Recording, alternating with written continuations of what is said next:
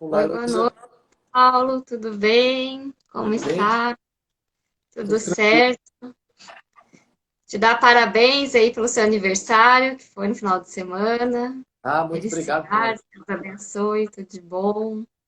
Muito obrigado, muito obrigado. Certo? E aí, tudo certo?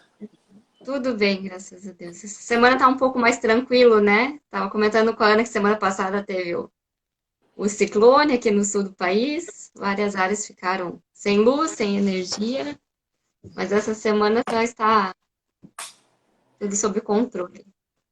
Na verdade, semana passada foi bem tumultuada e ainda bem que não aconteceu nada muito grave, só questão de luz mesmo e algumas árvores caídas, Uhum. mas tá tranquilo. Agora tem a previsão para um outro agora, mas eu, pelo que estava vendo vai ser mais suave, parece. É, acho que vai atingir primeiro Rio Grande do Sul, Porto Alegre, acho que hoje à noite, amanhã cedo, e depois vai subindo os estados, Santa Catarina, Paraná. Oi, Ana Luísa, tudo bem? Oi, pessoal que está entrando. Olá, pessoal, sejam Boa bem-vindos. Daqui a noite. pouquinho aí a gente já inicia, vou deixar mais um minutinho, aguardar mais um minutinho aí pro passar um pouquinho aqui o que eu fiz. Ok. As meninas aí da Comissão das Mulheres em Peso entrando. Boa noite para vocês, boa noite, pessoal de fora. E a minha colega Sandra também do Tribunal de Justiça, obrigada pela presença. Doutor Sone, seja E bem-vindo. doutor Sone, do Ana Almeida, boa noite. A Cacá, do Rio Grande do Sul, doutor Cláudio. Doutor Cláudio, bem-vindo. Hoje a Comissão Nacional das Mulheres presente em massa, né? Que A bom. Sandra. E esse é um assunto bem interessante que eu gosto bastante. Não sei se eu posso já começar a falar um pouquinho, ou aguarda. Não, vamos. Acho que dá para a gente iniciar assim. Vou fazer uma introdução. Uhum. Então, assim, pessoal. Então, a gente já cumprimentou algumas pessoas aí que já ingressaram. Sejam todos bem-vindos aí na nossa série de lives Conversa com o Especialista. Na live de hoje é sobre impenhorabilidade da pequena propriedade rural, origem e principais controvérsias. Então a gente vai fazer uma introdução ao tema. Se vocês tiverem algumas dúvidas, algumas perguntas, podem comentar aqui no comentário, no espaço para o comentário ou no ponto de interrogação, que aí no decorrer da live ou no final a gente debate essas questões, né? Debate com a palestrante ou comigo, a gente faz uma troca de ideias aí. E então sejam mais uma vez bem-vindos à nossa série de lives jurídico-informativas. Então, o tema de hoje é sobre impenhorabilidade da pequena propriedade rural, origem e principais controvérsias.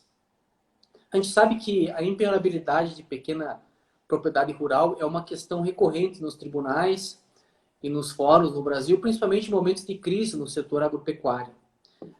Muitas vezes são movidas por bancos ou instituições de fomentos de crédito para os agricultores. E é uma questão bem controversa, na verdade, porque ela ataca dois pilares. Um deles que é a introdução que há no ordenamento jurídico da proteção de mecanismos que visam a proteção ao mínimo essencial, é a proteção à família e à agricultura. Assim como existe a proteção de livros e maquinários e ferramentas úteis ao exercício profissional ou aos bens que guarnecem a residência do executado, salários, proventos, soldos. Então, essa intenção do legislador e dos princípios, no caso de direito agrário, para a proteção do pequeno agricultor. E, ao mesmo tempo, os players do agronegócio, eles, para fornecimento de crédito ou insumos, eles muitas vezes exigem garantias que às vezes acabam ou incidindo nessas pequenas propriedades ou em uma eventual execução eles pedem essa penhora. Então a gente sabe do tamanho da importância das pequenas propriedades rurais no país. Na verdade, ela é responsável, se não o maior número de estabelecimentos rurais no Brasil são de pequenas propriedades. Eles são muito importantes para a renda e para a produção de alimentos da cesta básica do brasileiro. Então, para falar sobre isso e essas controvérsias, a gente convidou hoje a Heloísa Bacatin Cardoso. Ela é assessora jurídica do Tribunal de Justiça do Paraná, graduada em Direito pela Unicuritiba e Comunicação Institucional e Empresarial pela UTF-PR. É pós-graduada em Direito Aplicado pelo EMAP e Direito Contemporâneo pelo Centro de Estudos Jurídicos Luiz Carlos. É associada correspondente da Academia Brasileira de Direito do Vinho, a BDVIM, e secretária nacional da Comissão Nacional das Mulheres Agraristas da UBAL, a quem eu desde já agradeço a participação das mulheres, de todas as mulheres agraristas que estão fazendo um excelente papel aí para o direito agrário brasileiro. Está servindo de exemplo aí a comissão e parabenizo também a Heloísa pelo excelente trabalho na secretaria desse valoroso órgão, né? Apesar de ter filiado ao BAU, é um órgão que está fazendo destaque, também tem suas lives semanais. Então, parabéns para as mulheres agraristas. E a Heloísa também publicou um artigo sobre esse tema, empenhorabilidade da pequena propriedade rural na Constituição, nesse livro aqui, que é o Direito Agrário nos 30 anos da Constituição de 1988.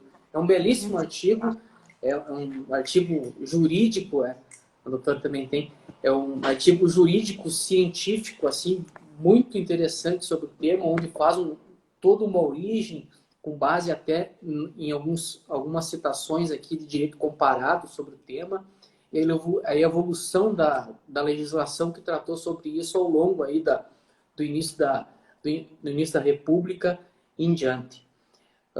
Então, Heloísa, sem mais delongas, aí eu agradeço teu aceite ao nosso convite para a nossa série de lives. Seja bem-vinda a essa live. Desde já eu te passo a palavra para suas considerações iniciais e também para falar um pouco sobre a origem da impermeabilidade da pequena propriedade rural no Brasil e qual a proteção legal existente hoje, tanto na Constituição quanto nas leis infraconstitucionais. Seja bem-vindo. Obrigada, Paulo. Eu que agradeço o convite seu e da Ana. É uma honra estar aqui. É a primeira live também que eu estou fazendo, então, pessoal, tenha um pouquinho de paciência. Depois eu aceito sugestões, críticas construtivas. E eu pensei em fazer breves considerações em relação à parte histórica, para a gente gastar mais tempo depois com os casos jurídicos e práticos mesmo, né? São os recorrentes. Uhum. E a minha escolha para esse tema é justamente porque eu trabalho há mais de 10 anos no Tribunal de Justiça do Paraná, sou assessora de desembargador, e, de fato, é muito recorrente esses casos discutindo a impenhorabilidade da pequena propriedade rural. Então, quando eu fiz a minha pós-graduação no Luiz Carlos, eu escolhi esse tema para ser o meu tema de trabalho de conclusão de curso. E o meu professor era o Sérgio Stout, que é o professor da Universidade Federal aqui do Paraná. E ele tem um grupo de estudo da história do direito. Por isso ficou uma linha mais histórica o artigo. E veio a coincidir de ser temática do livro também, encaixar no livro dos 30 anos do direito agrário na Constituição Federal. Mas esse assunto da impenhorabilidade, ele é bem extenso aqui no Brasil, né? As primeiras regras são de 1910. Então, eu vou começar o recorte aí. No Código de Processo Civil do Distrito Federal, que previu a primeira regra do bem de família voluntário. Então, a origem foi no bem de família, que previa uma proteção voluntária da pessoa que queria proteger o seu imóvel para moradia, né? Então, ela podia ir até o cartório e gravar aquele bem como um bem de família. Logo após, no Código Civil de 16, aí já veio a primeira regra do bem de família legal, que previa também a questão da moradia, proteção da moradia, e limitava o valor, né, da propriedade. Então, de tempos em tempos, tinha que ir aumentando esse valor, porque lá em 100 contos de réis começou, e aí, conforme ia valorizando as propriedades, ia tendo inflação, enfim, tinha que vir novas legislações para aumentar esse valor de proteção das propriedades, né, dos imóveis, seja rural ou urbano. Na década de 30, aí 80% da população morava no campo e só 20% nas cidades. E veio a Era Vargas, né? E o que o Getúlio Vargas, o presidente, ele queria? Ele tinha um lema que era 50 anos em 5. Então, 50 anos de progresso em 5 anos de gestão. Então, ele começou a investir muito dinheiro em indústrias nos centros urbanos. E isso provocou um fluxo migratório do campo para as cidades bastante intenso. E começou a trazer alguns problemas, né? Porque a cidade não estava preparada para receber tantas pessoas. E aí começaram a se formar os cinturões de miséria e as periferias nas cidades. Então, os governos pensaram, opa, a gente tem que fazer alguma coisa para conter um pouquinho essa mudança. Então, vamos proteger a propriedade rural. E aí, no Código de Processo Civil de 39, que realmente veio a primeira regra de proteção à propriedade rural. Então, foi previsto lá que se a pessoa trabalhasse no imóvel, se ela morasse naquele bem, né, e dependendo do valor da propriedade, ela estaria albergada e protegida da penhora. Mas, nessa mesma época, depois, assim, da Segunda Guerra Mundial, ali, quando começa em 40, tem uma mudança de pensamento e de paradigma, né? As pessoas, no pós-guerra, elas começam a ser mais reflexivas. Então, começa a doutrina, a jurisprudência, as pessoas a discutirem a questão da função social da propriedade.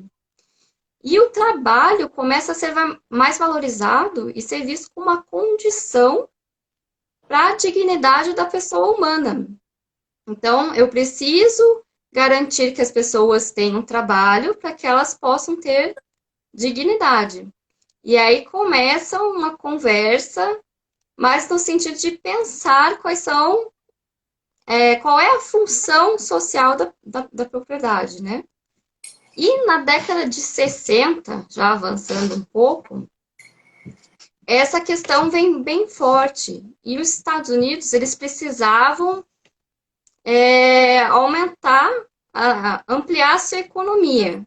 Então, eles viram os países da América Latina como uma forma, pessoas, né, países que poderiam ser importadores de maquinários agrícolas.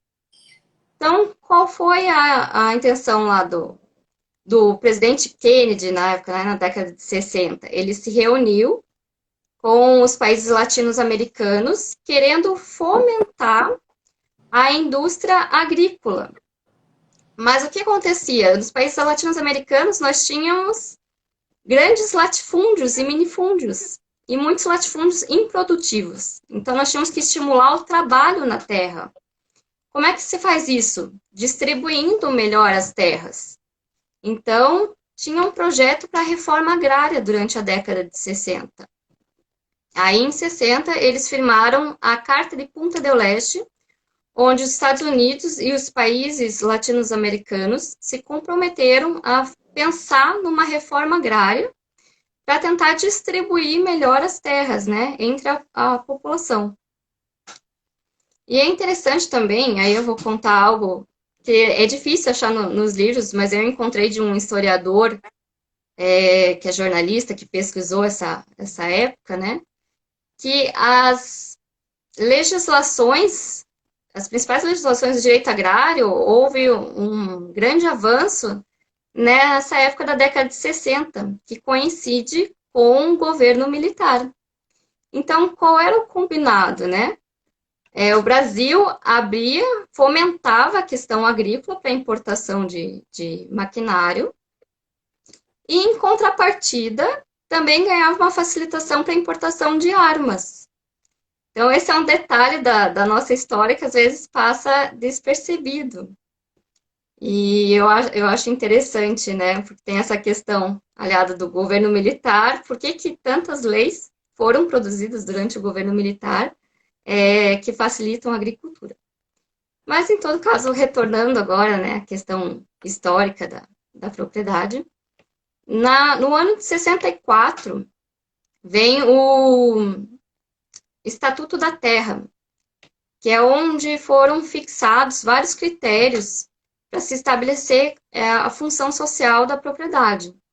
Então, a propriedade ela tinha que produzir, né, ser uma produtiva, ela precisava fornecer bem-estar social para o seu proprietário e para os trabalhadores da terra. Ela também precisava pensar na conservação dos recursos naturais, aí também começa a se pensar na questão ambiental e de proteção, e também respeito às normas da legislação trabalhista, né? Tentar combater também a questão do trabalho escravo e todas as questões que vão acompanhando o princípio da dignidade da pessoa humana. E o Estatuto da Terra também trouxe conceitos bem interessantes de imóvel rural, propriedade familiar e módulo rural. E aí começa a primeira grande discussão do Estatuto da Terra, porque ele prevê que o módulo rural vai ser a área necessária para a propriedade familiar. E a propriedade familiar ela tinha que ser a exploração pessoal e da família, que desse condições de subsistência e progresso econômico social para aquela família. E o Estatuto da Terra ele previu vários requisitos para fazer o cálculo dessa área. Mas também, mais adiante, o Estatuto da Terra previu um módulo fiscal, que tinham critérios mais simples. E o que aconteceu? O INCRA, que era o responsável por apurar essas medidas, né, de forma específica para cada região, não fez isso. Foi demorando, e só resolveu, né, começar a pôr a mão na massa ali pela década de 70, 80. Mas acabou utilizando os critérios do módulo fiscal, que eram critérios mais simples, que são critérios por região, do que o de módulo rural, que eram critérios um pouco mais específicos. Porque no módulo rural eu precisava saber, por exemplo, se a propriedade fica próxima a uma rodovia, se ela tem acesso à infraestrutura. São requisitos mais detalhados, né? E mais difíceis, né, de serem apurados. Então, ficou essa discussão. Afinal de contas, o que é a pequena propriedade rural se eu não sei o que é módulo rural? E a partir daí, então, a jurisprudência e a doutrina começaram a discutir, né? O que é a pequena propriedade rural? Qual que é o tamanho da pequena propriedade rural? E aí, conforme a legislação foi avançando, acabou se considerando o módulo fiscal como parâmetro. Mas então esse é o primeiro ponto assim que eu queria colocar da questão da legislação, né? Porque até hoje nós usamos o Estatuto da Terra para trazer subsídios para caracterizar a pequena propriedade rural. Mas seguindo adiante, em 73, quando entrou em vigor o Código de Processo Civil, pasmem, esqueceram de colocar a regra de proteção da pequena propriedade rural, da empenhorabilidade. Então, entre 73 até 86, só tinha a regra do Código Civil do bem de família. E a pequena propriedade rural ficou completamente desprotegida. Só que ali pela década de 80, começou a ter novo êxodo rural. E aí os legisladores precisaram introduzir de novo no Código de Processo Civil uma regra de proteção à pequena propriedade rural. E foi incluído o inciso 10 no artigo que previa lá do CPC, né? E nessa oportunidade, eles limitaram a um módulo, mas não disseram se era rural ou fiscal. Então, a questão do tamanho continuou uma dúvida, né? Uma nuvem. O que é a pequena propriedade rural? E também disseram que só podia ter um imóvel, que o devedor, né? A pessoa só podia ter um único imóvel. Não falaram sobre a questão se ela precisava ser trabalhada pela família ou não. Essa questão do ponto do trabalho da família não mencionaram. E disseram que a penhora, a impenhorabilidade, não se aplicava nos casos de hipoteca para financiamento agropecuário. Então, ou seja, se o produtor rural fizesse uma dívida no banco para comprar insumos, para comprar maquinário, a propriedade respondia. Só que em 88, ali, quando estava as discussões para a Constituição Federal, aí os constituintes pensaram, não, a gente tem que repensar essa norma, pensar de uma forma que ela seja mais ampla, né? Que ela realmente proteja o trabalho, que vise a questão do princípio da dignidade da pessoa humana e a proteção ao trabalho, de uma forma a ampliar a garantia. Então, foi repensado essas questões. E aí foi dito que a pequena propriedade rural é impenhorável, desde que trabalhada pela família, e não mencionou a questão da origem da dívida.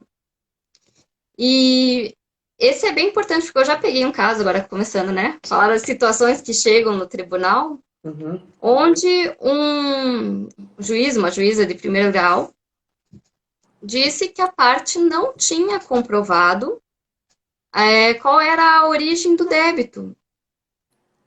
Então, ela entendeu que a proteção era só em relação aos débitos advindos do financiamento agropecuário, que outros débitos não estariam inclusos. Só que não é. A Constituição Federal abriu, porque antes, em 86, o financiamento agropecuário podia penhorar a propriedade. E a partir de 88, não, é para qualquer dívida, né? É uma regra absoluta de impenhorabilidade. O que depois vem a ser flexibilizado agora com a regra do novo CPC, que a gente pode conversar sobre isso mais adiante. Sim. Mas, enfim, a Constituição Federal aí disse que o tamanho da propriedade seria definido por lei. E pensamos, ficou o Estatuto da Terra, ali com a questão do modo rural, modo fiscal. E logo em seguida, em 93, veio a Lei de Reforma Agrária, que era para pacificar essa questão, mas acabou também trazendo confusões, porque a Lei de Reforma Agrária diz que a pequena propriedade para fins de reforma agrária era de 1 a 4 módulos fiscais, mas não falou da questão de ser trabalhada pela família, porque para fins de reforma agrária, eu posso penhorar terras de empresas. Então, se eles colocassem a questão da família ali naquele dispositivo, ia acabar limitando só para terras de pessoa física. E não ia permitir a penhora para pessoa jurídica, né? Então, eles acabaram vetando, tinha no primeiro texto, né, na redação original, na proposta, mas na hora de ser editada a lei, eles vetaram os incisos que falavam da questão familiar. E aí, como ficou também de 1 a 4, pequena, ficou variando. Mas você fala, 1, 2, 3 ou 4 módulos fiscais. E isso só foi resolvido para dizer que era até 4 módulos fiscais agora, faz pouco tempo, numa lei que alterou em 2017 essa redação. Então, agora a gente pode dizer que a pequena propriedade rural, dentro, né, de uma interpretação da Constituição Federal, do Código de Processo Civil e das leis de reforma agrária, ou do PRONAF, que foi em 2006, que é a propriedade até 4 módulos fiscais. E quer fazer alguma observação, Paulo? Não, não. Eu acho que, primeiro, parabéns aí pelo conteúdo histórico, né, e Uhum. jurídico ao longo dos anos, né? E então hoje, assim, hoje a proteção está prevista na Constituição, né? E Isso. no Código de Processo Civil. E aí, de acordo com a legislação atual, protege de 1 a 4, o tamanho é de 1 a 4 módulos fiscais, né? Prevalece esse entendimento. É até 4 módulos Até 4. fiscais. Até 4 módulos Até 4. fiscais. Isso. E é interessante agora falar dos casos, né? Que antigamente, há uns 10 anos atrás, essa questão dos módulos fiscais por município era muito difícil a gente encontrar qual era o tamanho de cada módulo fiscal de cada município. Não tinha algo centralizado como é hoje no site do INCRA. Então, eu lembro que os primeiros processos, a gente pegava a matrícula do imóvel e tinha que tentar descobrir qual era o módulo fiscal do município. E tinha município que não tinha nem site e não vinha na matrícula do imóvel. Então, isso é algo bem importante, eu acho, já acentuar para quem advoga na área. Quando for fazer a sua petição, traz a área do imóvel já em hectare, né? Porque às vezes a matrícula do imóvel está em outra medida, está em alqueire, está em acre, enfim. Já transforma para hectare e já traz a informação no site do INCRA qual que é o módulo fiscal daquela região. Porque aí o magistrado que for analisar, ele já tem as informações necessárias para poder calcular e ver se aquela é uma pequena propriedade ou se é pequena, se é média, se é grande, enfim, né? E dimensionar. E essa é uma informação que muitas vezes não vem nos processos, né? Nas petições. E a gente vê que às vezes é pelos detalhes que se ganha uma causa, né? E se convence o magistrado e a pessoa que está analisando o processo e a situação. Em relação a esse ponto, até queria fazer uma parte aqui, que quem define, então, o módulo fiscal é fixado pelo INCRA, né? E aí, conforme o artigo 4º do decreto 84.685 de 80. Então, para cada região tem um módulo fiscal específico, né? E aí ele leva em conta os seguintes fatores: o tipo de exploração predominante do município, se é hortifruti granjeira, se é cultura permanente, temporária, pecuária ou florestal, a renda obtida do tipo de exploração predominante, outras explorações existentes no município que, embora não predominantes, sejam expressivas em função da renda e da área utilizada, e o conceito de propriedade familiar constante no Estatuto da Terra. Então, só 2 exemplos aqui na nossa região. Aqui, em Palmas, o módulo fiscal é de 24 hectares, né, que é no Paraná. E aí, em Abelardo Luz, que é em Santa Catarina, embora seja divisa de estado, né, lá são 20 hectares. E em Curitiba, são 5 hectares. Então, em cidades da fronteira do Rio Grande do Sul ou no norte do país, o módulo fiscal é bem maior também. Então, depende do tipo de cultura e esses fatores que foram elencados. Sim, Doutora, exatamente. mais um questionamento aqui para debater, que entre as controvérsias que existem, eu já presenciei isso em algumas decisões, ou algum credor visando desconstituir a impenhorabilidade, ele sustenta há uma confusão entre a impenhorabilidade da pequena propriedade rural com o bem de família e o bem de família rural, previsto na Lei 8.009 de 90. Você poderia colocar para a gente quais seriam essas diferenças e se realmente existe se você já presenciou alguma dessas controvérsias? Sim, sim, sim. É muito comum ter alegações das duas formas, né? Tanto ao invocar o bem de família, quanto Instituto da Impenhorabilidade da Pequena Propriedade Rural. O bem de família, a tutela, o objeto tutelado é a moradia. Então, a pessoa precisa habitar, morar, né, naquele imóvel. E no bem de família, se eu tiver vários imóveis, se eu não registrar um deles, voluntário não escolher um deles para ser agraciado, né, com essa proteção, é o de menor valor que acaba recebendo essa proteção da impenhorabilidade.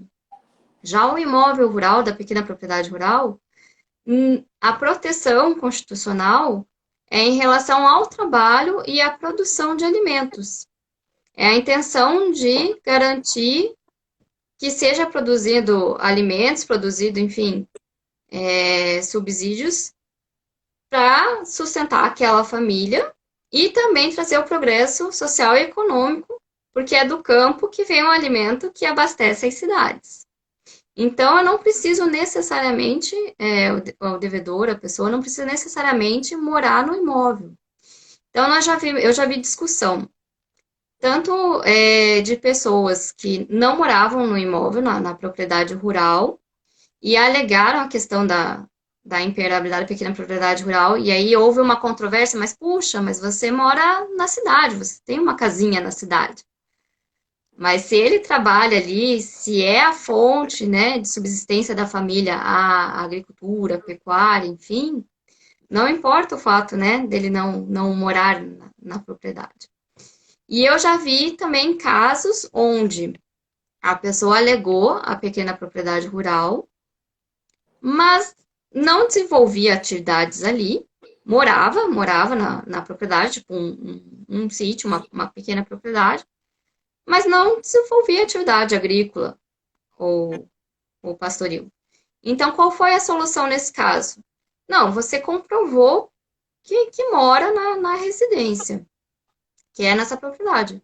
Mas aí você não vai ter a garantia dos 4 módulos fiscais. Você vai ter a garantia da fração mínima do parcelamento do solo. Então, eu vou calcular qual que é a mínima divisão, né, que dá para fazer, resguardo aquela área que circunscreve a residência do devedor e o restante permite a penhora. Então, eu protejo o bem de família e deixo o restante da propriedade à disposição para penhora. Então, já vi essas duas situações na prática, né? Eu Esses também dois. já teve, e principalmente no que diz respeito à necessidade, até a gente podia abordar essa questão antes de avançar, a necessidade ou não da residência no local. Então, pelos requisitos hoje da jurisprudência e da legislação, não é necessário residir no local, mas sim trabalhar no imóvel. É isso, né? Isso, esse é o entendimento majoritário, né? Porque em termos de jurisprudência sempre tem Sim. que falar em entendimento majoritário, porque tem muita discussão ainda. Eu acho que é interessante a gente tocar também no ponto que eu estava fazendo ali a questão histórica, mas é que vai se desdobrando em várias discussões, né? Ao longo da história e das alterações legislativas, da questão da hipoteca também, né? Porque no CPC, quando foi ali em 86, então podia a hipoteca. E agora, no Código de Processo Civil, foi alterado em 2006 a redação do antigo código. Hum? E quando entrou em vigor em 2015, não trata nada da questão hipotecária. Então, também é algo que há bastante discussão, é se a hipoteca é válida ou não nesses casos de pequena propriedade rural. Se seria uma garantia absoluta, onde o devedor, né, a pessoa que está fazendo financiamento, não tem a liberalidade de dar o seu imóvel em garantia num financiamento, ou se sim, se ele tem aquela autonomia para poder gravar o imóvel com hipoteca. Isso é algo que também está bastante em voga e é recorrente às discussões também. Uhum. E qual tem sido o entendimento que é majoritariamente tem entendido que é uma impenhorabilidade absoluta ou o devedor pode abrir mão dela? Entre 2006, que foi quando alterou o artigo de 86, até 2015, estava se entendendo pela impenhorabilidade absoluta com base na Constituição Federal, por ser uma cláusula pétrea, enfim. Mas a partir do Código de Processo Civil de 2015, porque no caput do artigo 833, se não me engano, eles tiraram a questão da são absolutamente penhoráveis. Agora está escrito são impenhoráveis. E o parágrafo primeiro, ele traz ali a questão de possibilidade de penhora para empréstimos feitos em proveito da compra do próprio bem, né? Que estava tendo a proteção. E no parágrafo segundo faz a ressalva em relação às dívidas alimentares e tem também uma limitação ali de 50 salários mínimos, que são poucas as pessoas que repararam nessa alteração. Porque o parágrafo segundo ele ficou com uma redação meio entrucada, né? Ele fala que o inciso, acho que quarto e o 10º, que é o do salário e da poupança, que eles estão ressalvados para dívidas alimentares de qualquer natureza. Daí tem uma vírgula ali, né? Bem como as quantias acima de 50 salários mínimos. Só que essas quantias de 50 salários mínimos, elas não se aplicam à questão do salário e da poupança, porque a poupança é 40 salários mínimos, a proteção. Sim. Então, esses 50 salários mínimos, eles dizem respeito aos outros incisos. E aí se inclui a pequena propriedade rural. Então, eu não vi ainda na prática, mas pode ser que mais daqui a pouco tenham execuções, né, de alimentos visando a penhora de propriedades rurais e, enfim, e os outros itens ali os outros bens, né, que são albergados por esse artigo, requerendo. E aí entra a questão, né, que hoje os honorários advocatícios são considerados verbas de caráter alimentar. Então, o grande risco hoje, eu acredito, é o produtor rural não perder a sua pequena propriedade para o banco, mas para o advogado do banco.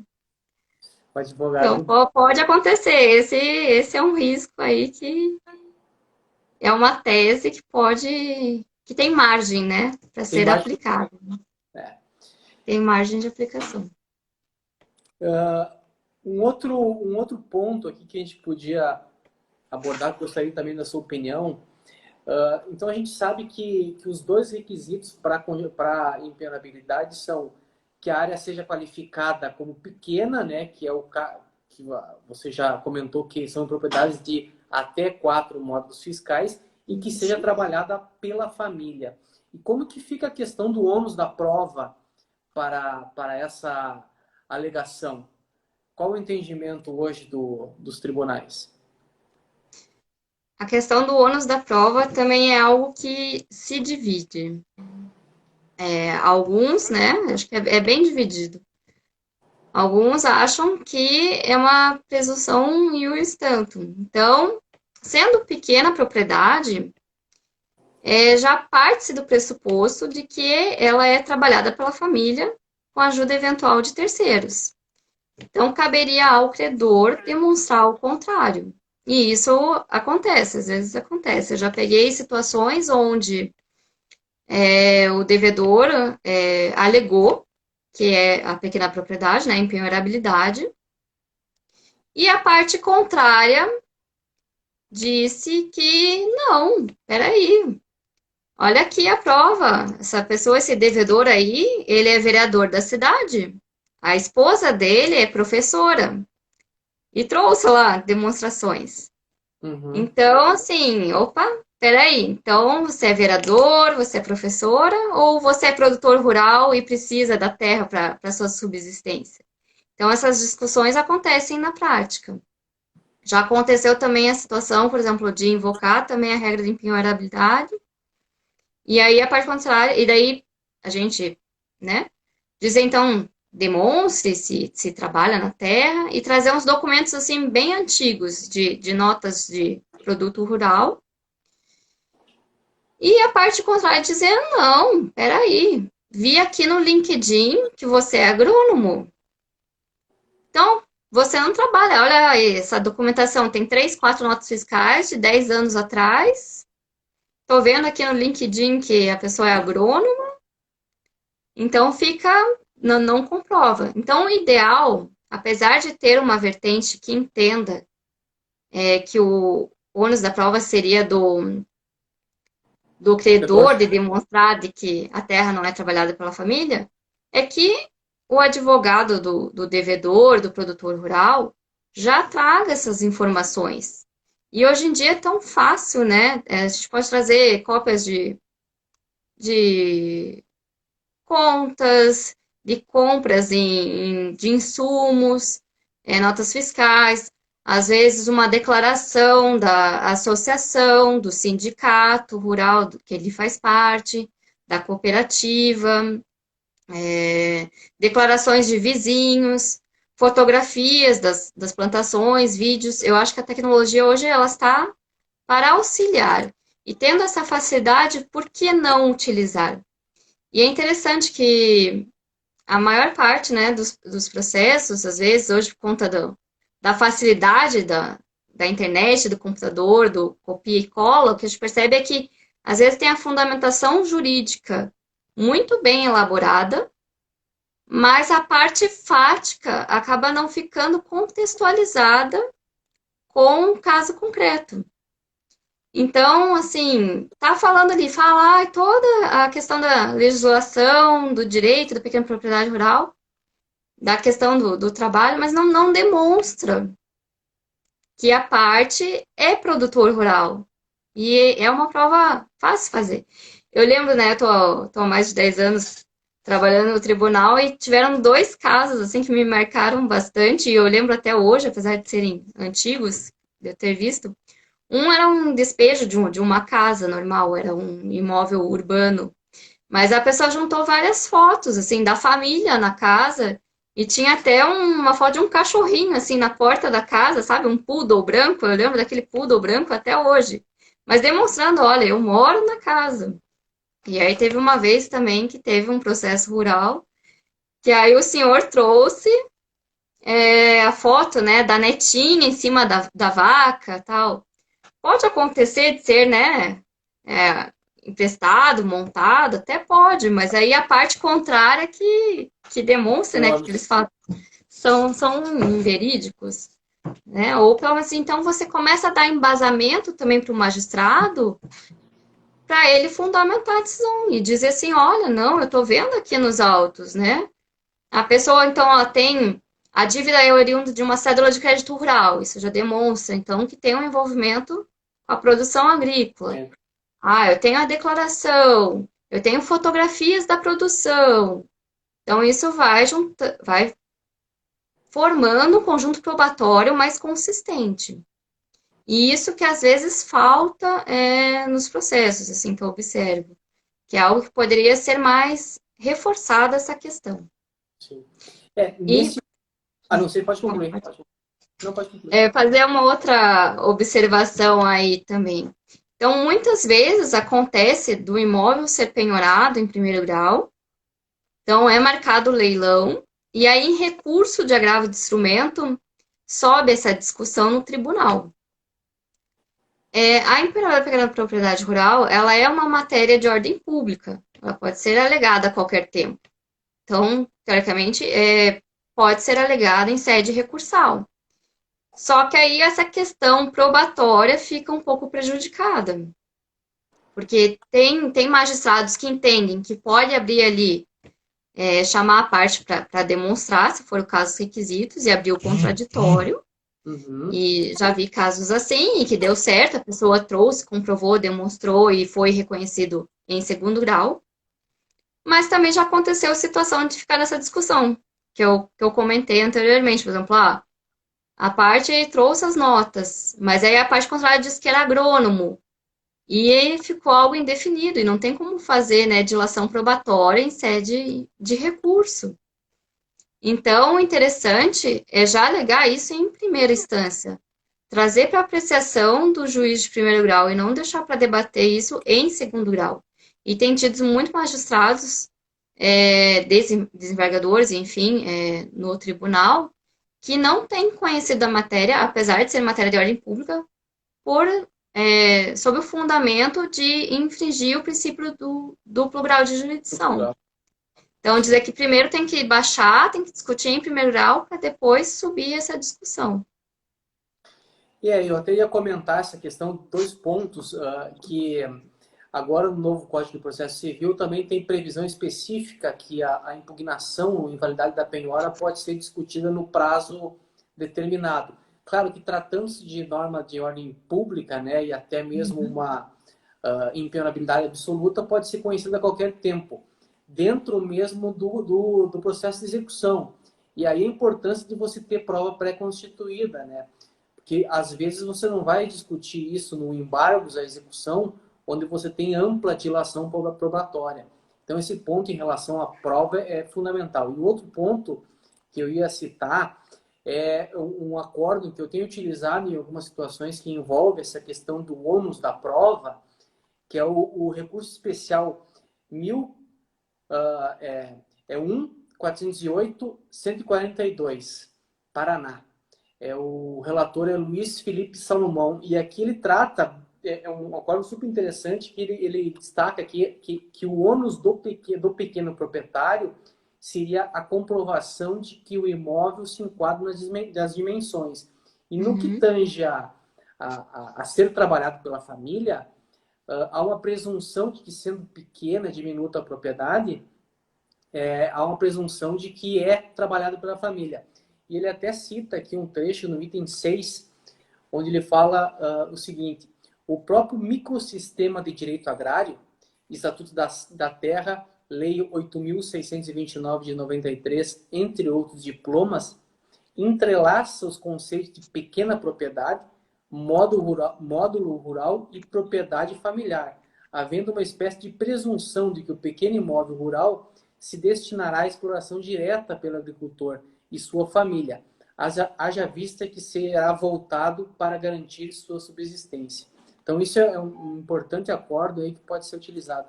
Doutor, a gente já está quase no final, e Sim. eu queria dois pontos, assim, se pudesse falar rapidinho, Uhum. a questão que envolve a família, que eu vi que você abordou no seu texto, a questão, há uma ampliação do conceito de família para fins agrários. Até o doutor Albenir comentou aí sobre o conceito de família agrária diverge da família conjugal, vamos colocar assim.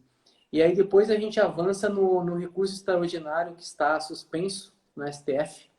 Então, você podia comentar sobre a questão da família? A questão da família, hoje tem um conceito ampliado de família, né? Pode ser a pessoa sozinha, solteira, casada, com filhos ou não. Na discussão desses processos de impenhorabilidade, o que eu já vi de mais interessante são casos, por exemplo, de média propriedade rural, onde tinha um patriarca que tinha aquela propriedade e ele acaba falecendo e deixa para os filhos. Então, ao invés deles dividirem entre eles, acaba ficando um percentual para cada um. Então, tem lá 5 filhos numa média propriedade rural e cada um já constituiu sua família. Tem sua esposa, seus filhos. Então, tem, por exemplo, 5 núcleos familiares, né, dentro daquela propriedade. E aí vai para a penhora. Como é que eu considero essa propriedade? Então, já surgiu casos assim. E aí, pelo princípio da dignidade da pessoa humana, da proteção ao trabalho, da questão da pequena propriedade rural, foi considerado que teria que pegar aquela área e dividir pelos 5 núcleos familiares. Dividindo a média propriedade pelos 5, daria o equivalente à pequena propriedade rural para cada um. Então, dessa forma, a gente considerou impenhorável aquela matrícula de imóvel. Porque se fosse considerar a quantidade de famílias que estavam na terra e trabalhando na propriedade, e se eles tivessem feito a subdivisão quando receberam o imóvel de herança, então cada um teria pequenas propriedades rurais, né? Então seria fracionado. Então foi resguardado o direito daquelas famílias, né? De permanecerem no bem e não foi permitida a penhora. E aí nós temos também a situação oposta, né? Que é alvo do recurso especial recurso extraordinário, desculpa. Eu Recurso até vou extraordinário. citar, é um recurso extraordinário, né, com agravo, que está na relatoria do Edson Fachin. O número é 1038507. Que ele Então, diz que a possibilidade de quando o devedor possui mais de um imóvel. Pode continuar. Isso.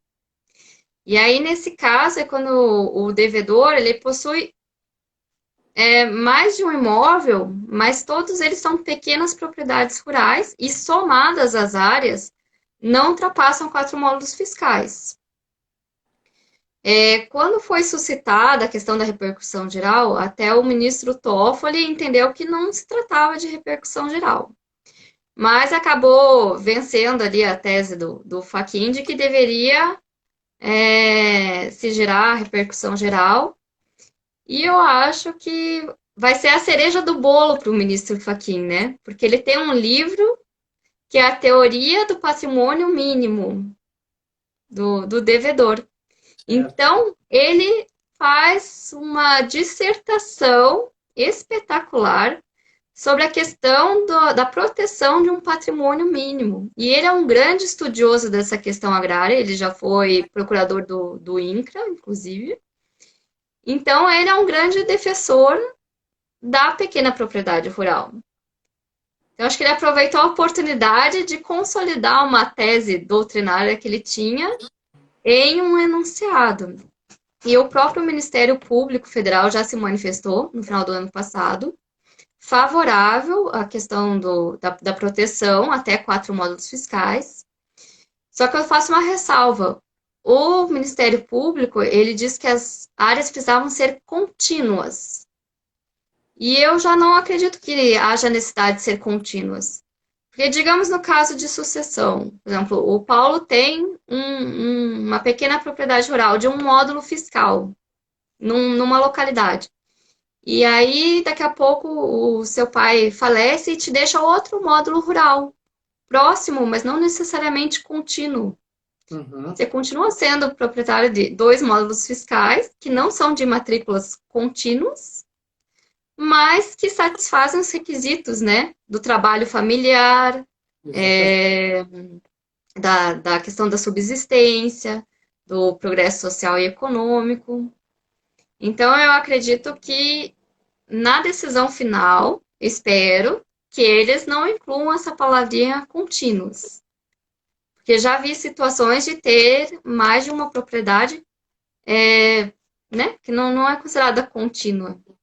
E às vezes, por exemplo, a propriedade pode estar na divisão de um município. Então, uma matrícula está num cartório e a matrícula da área contínua está no cartório do município vizinho. Pode acontecer isso? Na prática, pode, né? Pode. Ou às vezes até com uma rodovia, alguma coisa nesse sentido, né? Não teria razão idônea aí para você afastar a impenhorabilidade por conta da ausência de continuidade, né? Exatamente. Doutora, nós já estamos nos minutos finais, aí não quero que corte antes da gente agradecer a todos que estiveram na live, né? Mais uma vez, muito obrigado aí pela presença. Nossos ilustres amigos agraristas, aí eu não vou citar o nome aí, mas muita gente da UBAL, amigos e amigas agraristas, parabenizar mais uma vez a comissão pelo excelente trabalho e quem não pôde assistir a live vai estar disponível aqui no IGTV e também no nosso canal no YouTube. E aí fiquem acompanhando aí as nossas próximas edições. Doutora, se tiver alguma consideração para fazer, até faltou 2 pontos aqui sobre qual a sua Sim. opinião sobre a questão dessa proteção e fica à disposição para as suas considerações finais. Muito obrigado por aceitar o nosso convite. Imagina, eu que agradeço. Então, eu vou falar bem rápido, porque vai acabar o tempo. Mas acabei de ver ali nos comentários, tem sim a questão, por exemplo, da média e grande propriedade, se ela for né, trabalhada pela família. Então, no processo judicial, de se ressalvar os 4 módulos fiscais e o excedente ir para a penhora, numa média propriedade, isso pode ocorrer, já vi acontecendo. Acho que outro ponto, hoje, a maior ameaça à pequena propriedade rural é o contrato de alienação fiduciária, porque não impede, né, que o produtor faça esse tipo de estipulação, e até hoje eu não vi julgados anulando o contrato de alienação fiduciária em prestígio à garantia absoluta da impenhorabilidade. Então, acaba prevalecendo a questão da autonomia, da vontade negocial e da relação negocial entre as partes. Outra questão que daí influencia, que acho que é uma das perguntas que ficou faltando, em relação ao crédito, porque caberia ao governo procurar mecanismos de incentivo à pequena propriedade, ao pequeno produtor rural, e a gente sabe que não há crédito para todos, então acaba sendo uma situação complicada, porque o produtor rural ele não tem a possibilidade da hipoteca para conseguir juros menores e acaba migrando para um contrato mais oneroso, Mais de risco, porque né? não tem a garantia legal. Então é uma situação que tem que ter a proteção, mas também prevê uma forma de incentivo creditício para o produtor rural, para que ele não fique sem condições de financiar. E até porque daí, se eu não tenho a penhora, aquele processo de execução ele continua correndo. E o produtor ele continua nos cadastros de inadimplentes e acaba não conseguindo um novo empréstimo, um novo financiamento para a nova safra. Então, já vi situações assim também, de que o produtor rural acaba ficando com o cadastro negativado no banco e não consegue a liberação para ser incluído em projetos do Pronaf ou outros programas de incentivo agrícola, né? Então, essa é uma situação. Então, o interessante seria tentar encontrar algum mecanismo intermediário de que tivesse uma garantia, mas também não colocasse em risco a propriedade rural do produtor.